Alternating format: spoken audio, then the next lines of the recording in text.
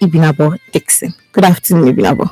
Good afternoon, Bukola. It's good to be here. Good It's good to afternoon, have you. listeners. How's your day been? I like Yeah. the gown. Thank you. It's cute.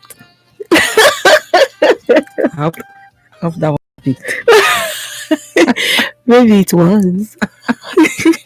Thank you. Well, yes, thank you very much for joining us again this afternoon.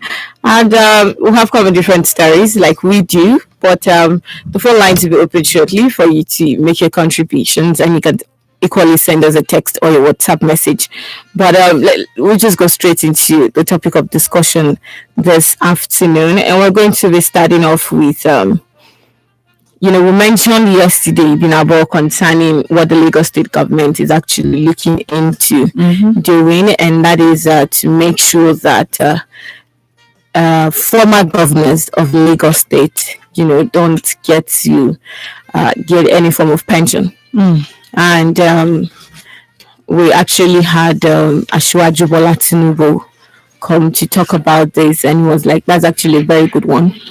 And that it will help. It is go a long way in helping. And I'm happy that he actually came out to say that, considering who he is in Lagos, what he represents in Lagos, let me put it that way, a number of persons actually respect him in Lagos. And as such, if that kind of person could actually give his own words, it sounds good. But then, it's easy for us to talk. But then carrying out the action is another thing. Let me just get your thoughts.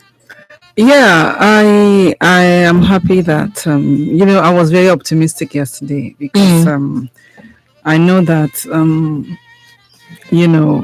whatever is going to be of benefit to Lagosians rather would catch the attention and the interest of former Governor Ahmed Bola Tinubu. So, and he was the one who signed this law. Yes, in 2007. Yes.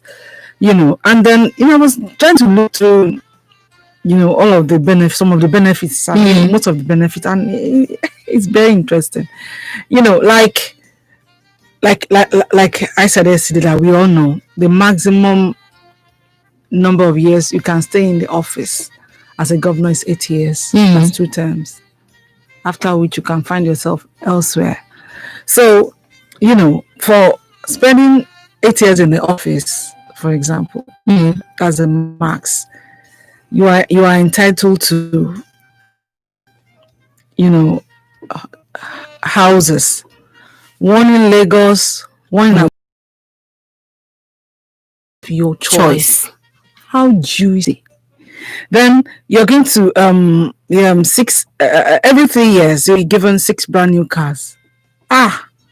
Hey, 100% of your basic salary, 100% of the basic salary of the serving governor is going to be paid to every former governor every year. They're going to enjoy free healthcare for them, for the governor, ex-governors, and the members of their families. They have furniture allowance, 300% of their basic salary. That runs into about 23.3 million naira. And so on. So by the time I went through all of them, of course, I didn't state, they mentioned the domestic workers, cook, steward. Happens to be pensionable. Their own salaries were not detailed there. You understand? But I know the ones that were given, and I did a total of it. And I arrived at 38 million naira, approximately. For each person? Yes. For every year. Other small bread and butter here and there are not included, but majorly 38 million naira. And I told myself, I said, okay, minimum wage is 30,000 naira, right? So if we intend to share this among Lagosians who fall within a bracket of minimum wage, this 38 million would pay 127,000 workers. That is alarming.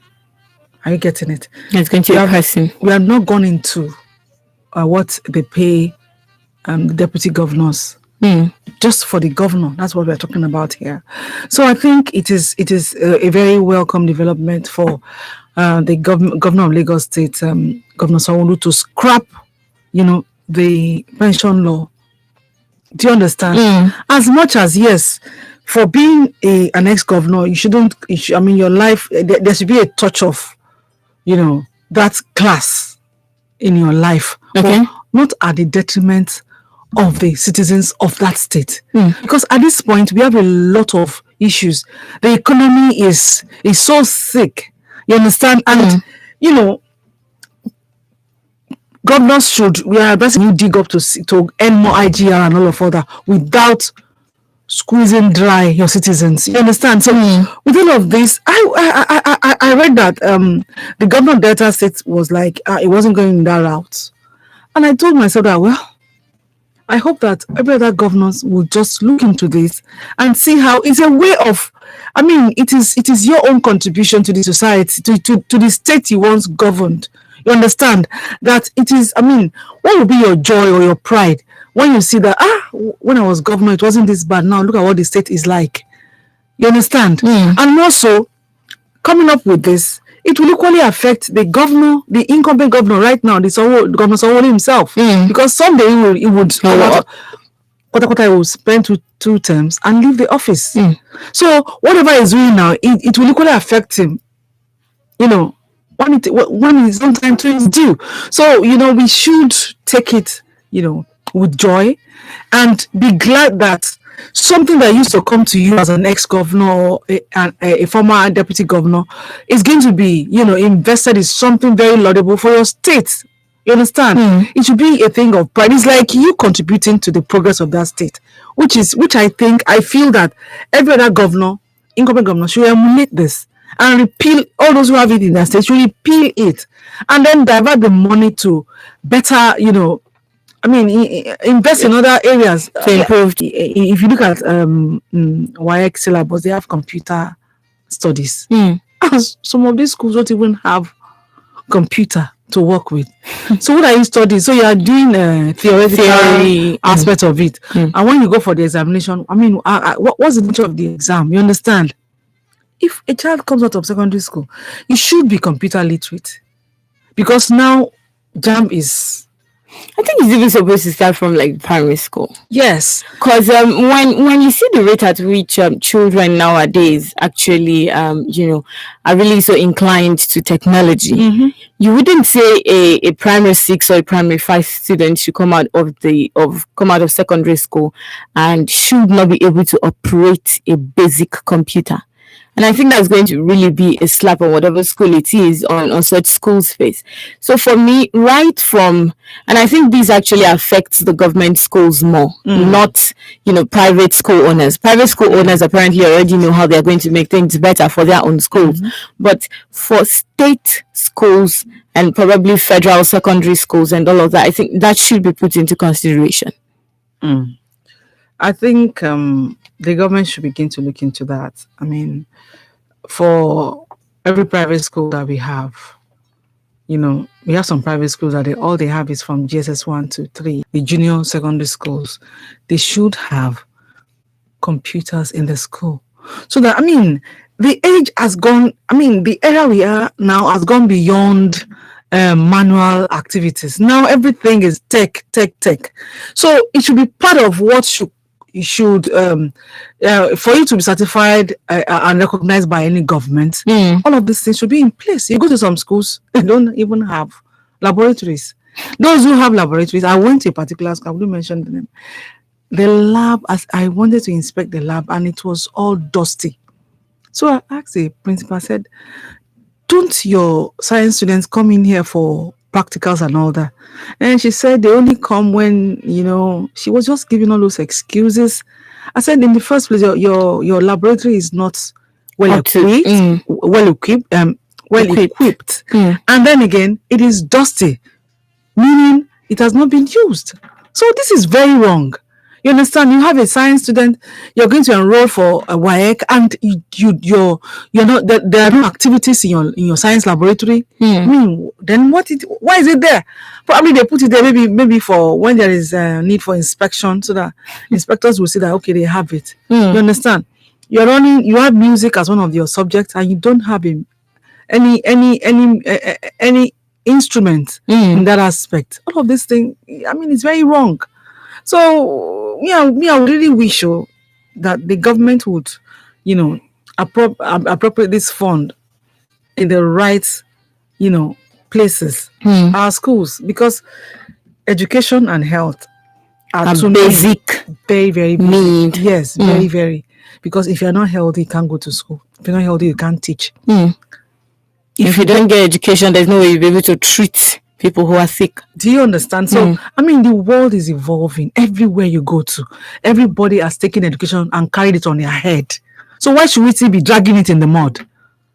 You understand? So the governor, I hope that he already has a good plan for what they would, put the money he's going to get from repealing of this law. I hope that it will be judiciously expended. Yes. Thank you very much. Thank you so much. Now, about 25 minutes to 1 on Women Radio, WFM 91.7. Let's get your contributions on 070-317-56537 and 090-256-25455.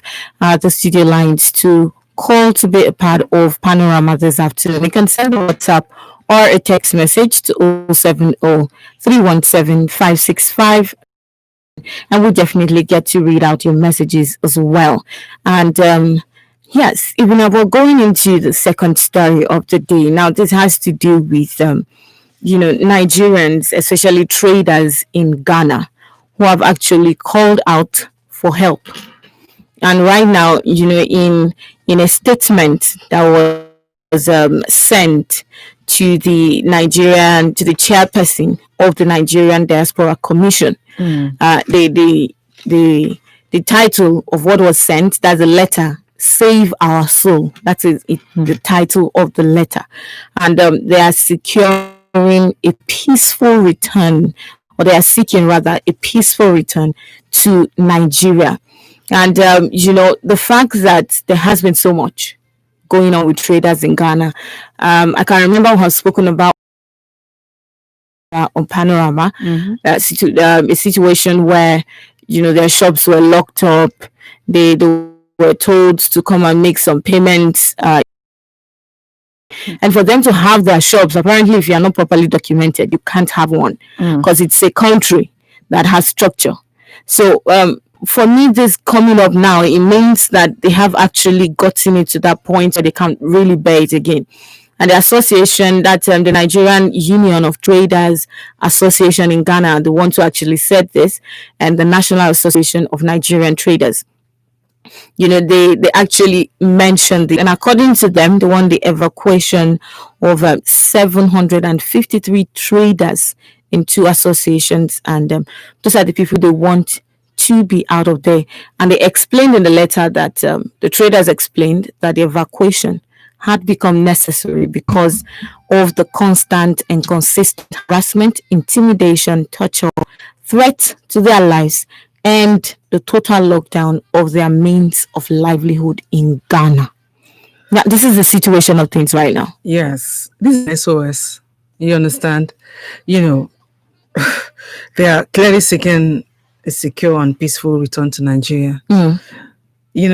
It's sad that these people have been living on a knife edge for over a year, and I'm wondering what have we been discussing? When I read this story, there was a place that let me quote Madam Abike Dabiri, we call her Mama Diaspora Nigerians. She said, I'm just quoting just a line from what she said. She said, Ghana's draconian regulations, which breached ECOWAS protocols on free trade and the movement of goods and services, and so on and so on. Do you understand? I'm looking at that part. She said draconian regulations. Are you getting it? Now, we are the two countries are members of ECOWAS. So what are the trade pact are they signed?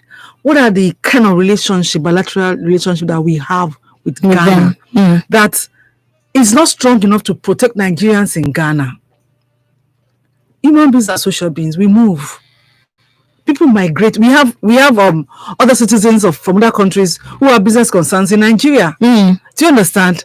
So now I'm wondering, what is it that is so difficult for our government to sit with the Ghanaian government and come to to an agreement, you understand, to protect Nigerians in Ghana? Because you see, sometimes I ask myself, what is the essence of having an embassy in a country when at the end of the day things happen, like nobody can come to the rescue of your citizens in foreign lands? You understand? We have Nigerian embassy in Ghana. So what are they doing? What is the High Commissioner doing? What have they done? How far have they gone with all of these issues that we've been discussing since last year? People have been, now imagine they locked up shops. These people, that is where they get their means of livelihood. They have to pay rent, they have to feed, they have to clothe. Now, how do they pay their rent?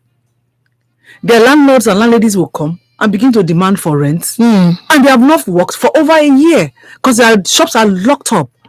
Then sometime in September, the Speaker of the Nigerian House of Representative,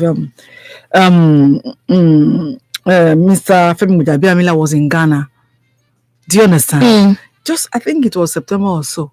He was in Ghana to discuss this situation. You understand? And I'm wondering, what was the outcome of his visit? Because for the Speaker of House of Reps to visit Ghana on this same issue, and then we are still having the issue burning like an inferno. It is yet to be doused. I don't understand it. What was the outcome? What did they discuss? Who did he meet with? What was the conclusion? What were the things that the Ghanaian government promised Nigeria and Nigerians in Ghana? You understand? Because is it a case of, let me treat you the way your government treats you, or what? But looking at that, Ibinabo, I don't want to think that that is the situation of things at this point. But then I think the place where we have found ourselves, the way we have been able to put ourselves to the public, actually has a long way too, in a way we're treated. But then I have all my papers. It's a different thing that I don't have it. Do you understand? It's a different thing that I don't have it. I am legally resident in a particular country. This is a neighboring country, and they are taxpayers. So I'm a taxpayer. I do all that I need to do, and this is happening. I don't know. I feel there's a whole lot that the government should do at this point. It doesn't speak well of us that our people are in a neighboring country like Ghana, and we're having issues, and there's really nothing that is being done about it. I think this actually really cause for a lot of concern. We need to look at our diplomatic tie. What does this say? Are you getting it? We need to look at the rule of engagement of ECOWAS countries. What are the things that are clearly stipulated in terms of coming into a country and having a business concern in that country? What does the law say about all of that? Because there was a time they even went as far as bulldozing Nigerian house or something in Ghana, and then again they said they came up with various excuses, and then it was just silent. It is so annoying that you come to Nigeria and you are protected, and our people go to your country. If you want to take it down to the people and their opinion, we're going to be looking at, has it got to do with jealousy? Okay. Because Nigerians are very, very industrious. Wherever they go, they blossom. Exactly, they blossom. You understand? Has it got to do with jealousy or what? Because Ghanaians should have rules and regulations guiding their country. Yes, and and foreigners. You understand? You should have some laws protecting foreigners in your country. You cannot just expose them to such dangers. Tomorrow they will say it's not the fault of the government. Maybe they were having issues with fellow Ghanaian traders and all that. But you are a government to oversee. The other time an American was kidnapped. We all know what happened. The American government came to our soil here and rescued their own. So what is our government doing? We cannot keep sitting at the table and be talking about this when people are dying, people are suffering. And now, do you know what it means for people to cry out, send an SOS to the government that come and evacuate us, irrespective of all of their investment in that country? That tells you that their lives are in danger. All right. Thank you very much, Ibinabo. 07000 917 is the studio line to call. Let's get your contributions. And on 09025625455, we'll also take your calls. Send in a WhatsApp or a text message to 070 317 56537. Hello, good afternoon. Good afternoon. Is that Bukola? Yes, this is Bukola. Your name and where you're calling from? This is Mr. Sunday calling from Arepo here. It's good to have you. Good afternoon, Ibinabo. Good afternoon. Good afternoon. Yeah, keep up the good work. I think my daughter admires you, my daughter of 12 years. Oh, wow. Thank you. Yes, and maybe someday you get to, she's eager, though she has been profiled in that station some time ago, some years back, 2 years or 3 years back. But on the matter, on the issue on ground now, this tells you a lot of what the kind of leadership we have in this country. Who does not? Abike, I know her one-on-one. I used to be in the media. And I'm happy the role she's playing. But now you talk about, you said something very vital. You said Bajabi Amila. What is the outcome of him going there? I think their present leader came during the time of demolishing Nigerian embassy or whatever. All this shows that they came down. In fact, the Ghanaian government, our African countries, look at the one that happened in South Africa.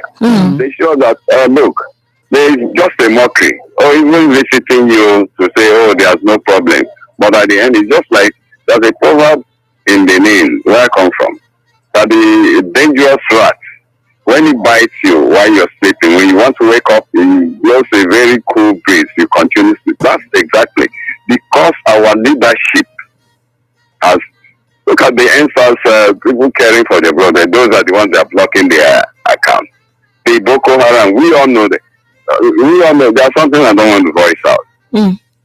We all know the sponsors of Boko Haram. Everybody knows. It's no more secret. Why can't they block their account or get them out wherever position they are? Time will tell. Keep up the good work. Oh, thank you so much. Thank you very much for your contribution. And, all of what he has said is actually valid. But one thing that I want to pick from what he said, the way it is now, it seems more like, okay, we just go there, we show, and that has been the situation of some things that the government has been addressing, even in Nigeria, not just the fact that we have other people outside of the country now. Hello, good afternoon. Yeah, good afternoon. Good afternoon. Good afternoon. What's your name and where are you calling from? Yeah, this is Comrade from Ibafu. Yes, your contribution. Yeah, actually, what I'm seeing in this country is because the other country, they have seen us finish. They begin to humiliate our people in their country because they discover that our leaders, they are not leaders, they are rulers. They did not care about our people. Just like as you said, what was the discussion between the Ghanaian government and our speaker, which is Bajabi Amila. I also recall that apart from Bajabi Amila, other person as well went there. I think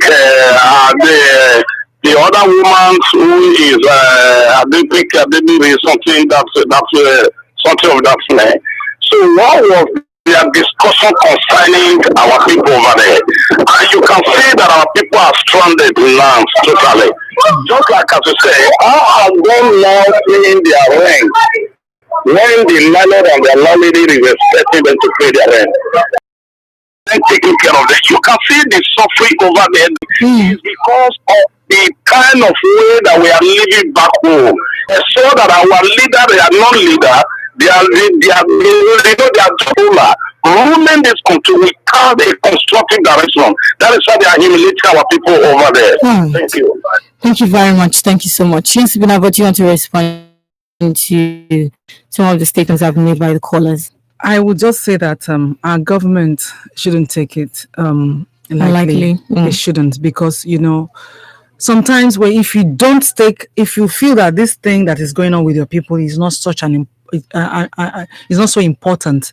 We have gotten an example from the American government, and this is so recent, that just one person was kidnapped and the whole of American force landed on our soil.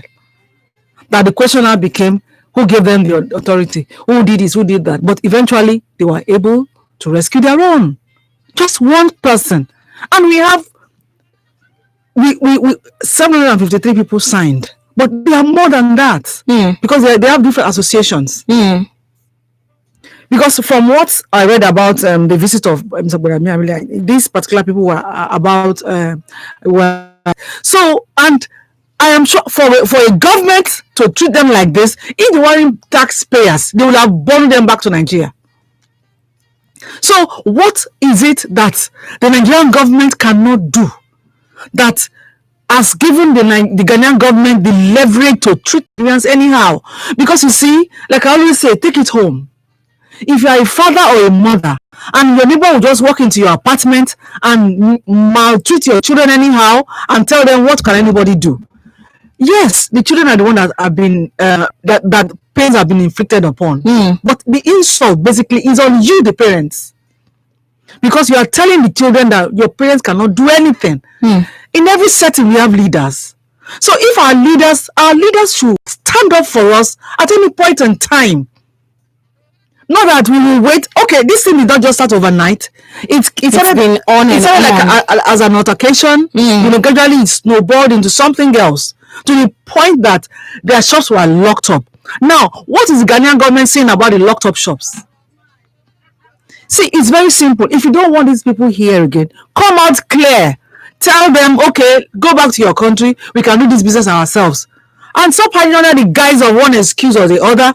And our leaders should please always adequately represent us wherever they go to.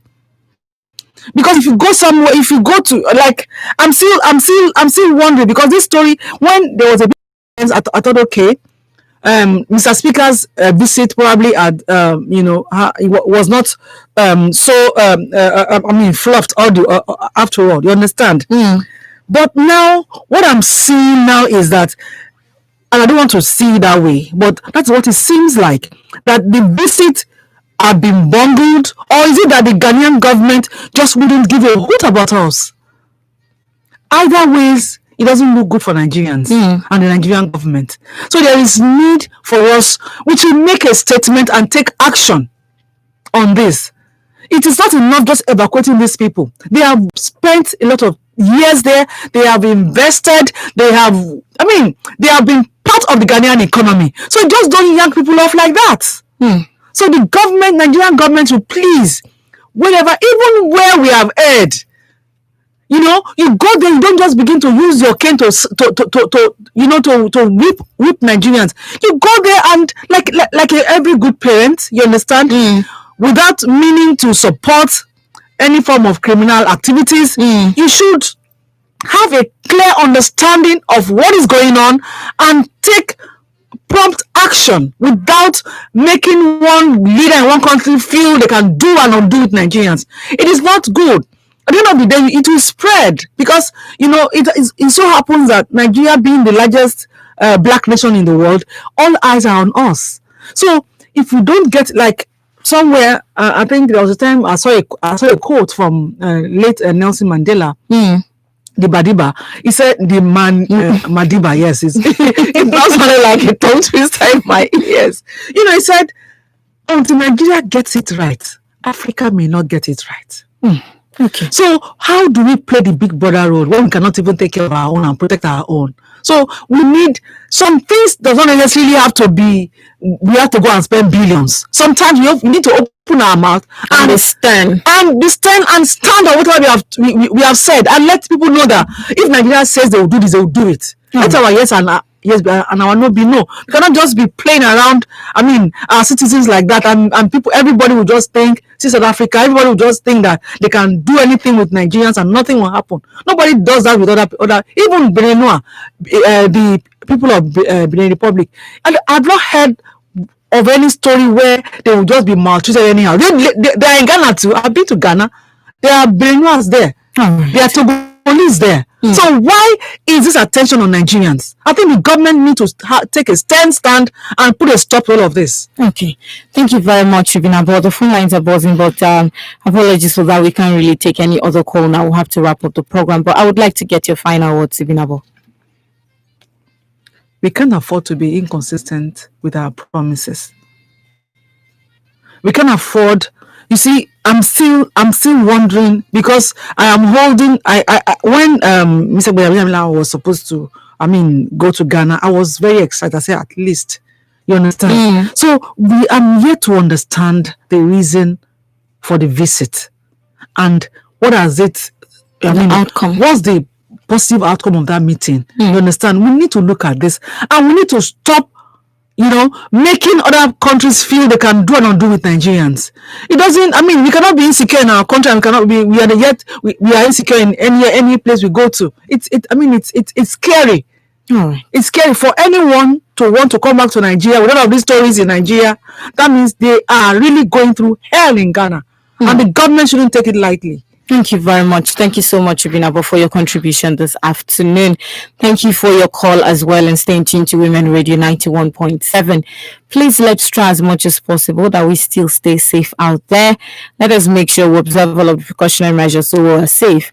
And also, all of this still boils down to having good governance. When we have good governance, the people are going to feel the impact of that as a leader. We understand that we have been put there to serve the people and not just to think of ourselves alone.